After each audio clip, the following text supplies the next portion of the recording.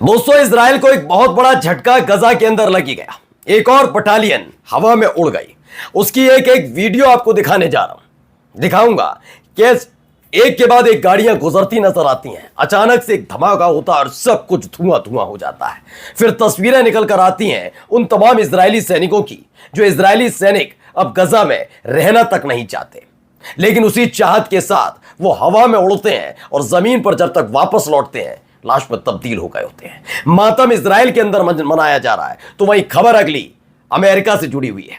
Saudi अरब और पाकिस्तान के बीच में हुए पैक्ट में अब अमेरिका फंसता हुआ नजर आ रहा है।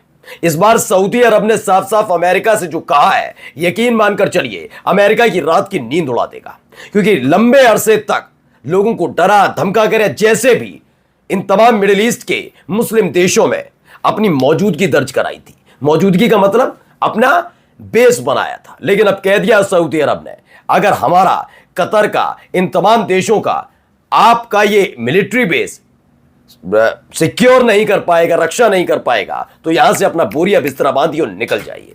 यही नहीं, आज आपको खबर यह भी दिखाने जा रहा हूं कि एक और देश ने ऐलान कर दिया कि वो फिलिस्तीन को मान्यता देने जा रहा है। नमस्कार, मैं हूं प्रज्वल गौतम और आज आपको दिखा रहा हूं बड़ी तब्दीलियां हो गई हैं। तब्दीलियां इस लिहाज से और है क्योंकि एक के बाद एक देश, फ्रांस के बाद ब्रिटेन, ब्रिटेन के बाद एक और देश ने ऐलान कर दिया कि वो फिलिस्तीन को मान्यता देगा अभी। और इन सब के बीच बौखलाहट इजराइल की चरम पर। नेतन्याहू ने ग्राउंड ऑपरेशन शुरू कर दिया है। नेतन्याहू ने ग्राउंड ऑपरेशन इस कदर शुरू कर दिया है कि वो सब गजा में अंदर जाकर लड़ रहे हैं। अब पहले तो यह था कि केवल एक इलाका चुना जाता था, अब धीरे धीरे तोप, गोला बारूद, तमाम चीजें आगे तक पहुंचाई जा रही हैं, खदेड़ा जा रहा है फिलिस्तीनियों को। वो तस्वीरें भी हमने आपको दिखाई, लेकिन ये कितना भारी पड़ रहा है, जरा एक तस्वीर, जरा पहले एक वीडियो देखिए, जरा इस गौर से इस वीडियो देखिए।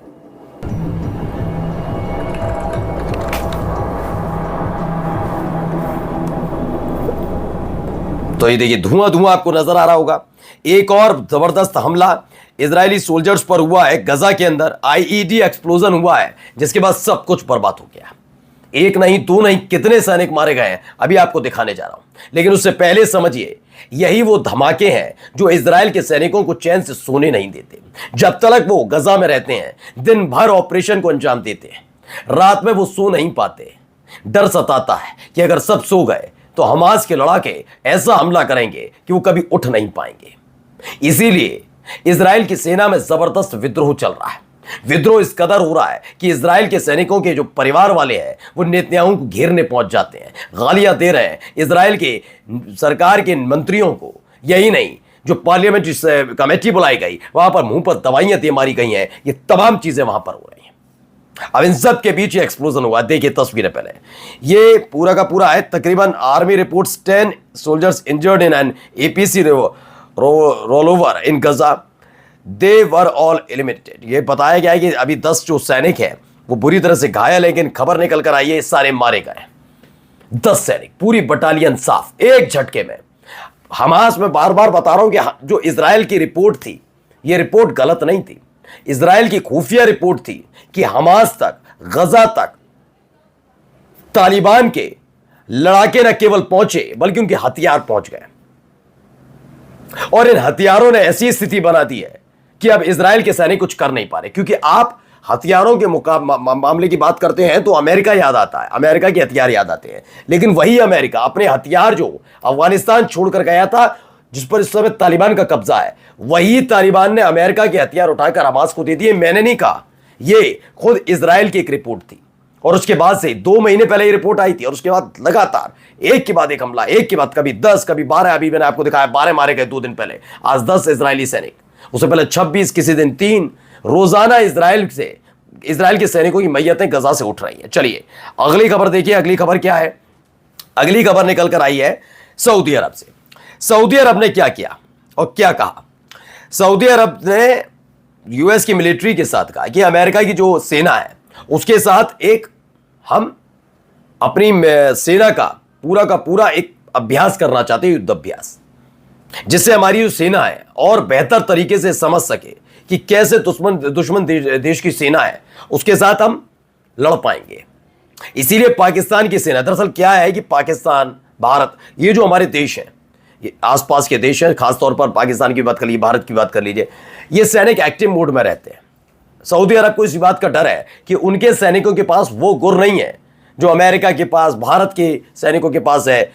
एक बार के लिए मान लीजिए जो ये पाकिस्तान के सैनिकों के पास वो गुर नहीं है उनके पास, इसलिए वो चाहते हैं कि युद्ध अभ्यास हो, पाकिस्तान और सऊदी अरब की सेना के साथ अमेरिका की सेना युद्ध अभ्यास कर ले।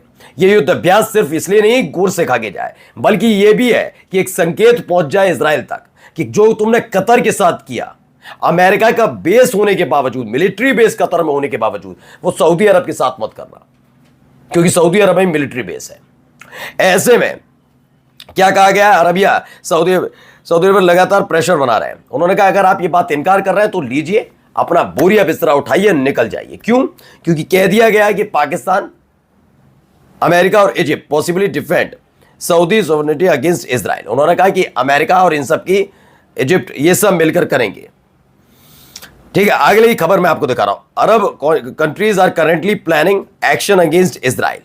अरब कंट्रीज जो हैं वो प्लान कर रही हैं, यानी कुल मिलाकर जो मैंने आपको बताया कि एक दाव चला गया है कि शिया सुन्नी के साथ इन दोनों को लड़वा दो, सबको पैक्ट कराओ, इधर ये शिया, इधर सारे सुन्नी देश एक साथ आ जाए। शिया कम है, चूंकि मिडिल ईस्ट में शिया कम है, तो वो कम है, वो नहीं बना पाएंगे, हूती लड़ा के इनसे लड़ नहीं पाएंगे। वहां लड़ने से ज्यादा वो सऊदी अरब पाकिस्तान पर ध्यान देगा, ईरान की कोई सुनेगा नहीं, तमाम चीजें खत्म हो जाएंगी।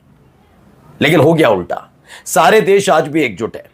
कतर ने कहा हम साथ आने के लिए तैयार है, सऊदी अरब ने, चूंकि वो सऊदी अरब एक सुन्नी देश है लेकिन ईरान शिया देश है, उसमें दोनों के बीच में टाई अप। उन्होंने कहा कोई दिक्कत वाली नहीं, बात नहीं, बहुत अच्छा आपने बनाया, आपके लिए बहुत बहुत बधाई, बहुत बहुत शुभकामनाएं। ये तमाम बातें कह दी गई और अब कहा जा रहा है कि जल्दी एक बड़ा हमला इजराइल पर होने जा रहा है। इन सब के बीच खबर आ गई ऑस्ट्रेलिया से।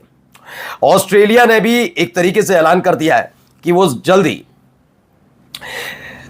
ऐलान करने जा रहा है, क्या, फिलिस्तीन को एक देश के तौर पर मान्यता देने जा रहा है। यह खबर ऐसे वक्त में निकली जब इससे एक दिन पहले, अभी मेरा हाल ही में खबर दिखाई ब्रिटेन की, ब्रिटेन ने ऐलान कर दिया, कह रहा है कि मैं फिलिस्तीन को मान्यता दे रहा हूं।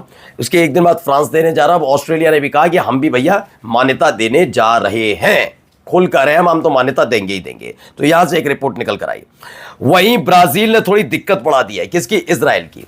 इजराइल की इसलिए बढ़ा दी है क्योंकि आईसीसी यानी कि इंटरनेशनल क्रिमिनल, आईसीजे जो है, international criminal justice court of justice जो है, आईसीजे में जिनोसाइड को लेकर जो मसला गया, आपको मालूम ही होगा, अभी 10 दिन भी नहीं बीते, यूएन ने साफ तौर पर कहा कि हमने एक इंडिपेंडेंट कमेटी के साथ डील की और हमने कहा कि आप जरा चेक करके बताइए, चेक करिए कि क्या वाकई जिनोसाइड हुआ। और उस कमेटी ने जो हमें रिपोर्ट दी उसके मुताबिक वाकई इजराइल गजा के अंदर जिनोसाइड यानी कि नरसंहार कर रहा है, मासूम बच्चों को मार रहा है। वो बच्चे जो कुछ नहीं जानते उन्हें मार दिया जा रहा है, महिलाओं को मार दिया जा रहा है, इसको जिनोसाइड कहा जाता है। तो जिनोसाइड जो कर रहे हैं उसके खिलाफ अब आईसीजे में जो मामला चल रहा है उसमें साउथ अफ्रीका के साथ साथ ब्राजील भी शामिल हो गया। उसने कहा कि हम दोनों मिलकर इजराइल को तगड़ी सजा दिलाएंगे और इसी के साथ घिरता नजर आ रहा है इजराइल। नमस्कार।